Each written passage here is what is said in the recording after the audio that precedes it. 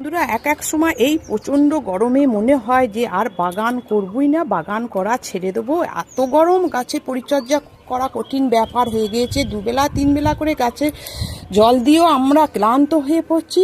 কিন্তু একটা সময় তো ওইটা হয়, কিন্তু তারপরে যখন আমরা যে আনন্দটা উপভোগ করি, গাছের হিটটা আমাদের যেটা আমাদের দায় নেয় শরীরের হিটটা, সেটা হচ্ছে ছাদে।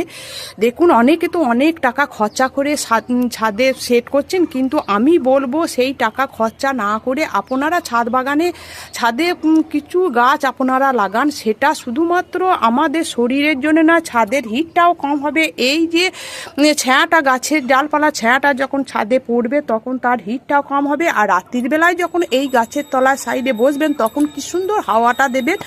দেখবেন, আমার তো এখানে দোতলার প্রচুর গাছ আছে। আমার এই দোতলার যে নিচে ঘরটা, আমার অনেকটা সেই রকম উত্তাপটা হয় না, কারণ এই গাছেদের ছায়া, টবের ছায়াতে ছাদটা অনেকটা হিটটা কমিয়ে দেয়। তাই আমি বলবো আপনারা ছাদ বাগানে 4-5টা করে গাছ লাগান, গাছের পরিচর্যা করুন। কারণ গাছের একটু পরিশ্রম, ধৈর্য আর একটু যত্ন করলেই গাছ আমাদের অনেক অনেক উপকার দেয়।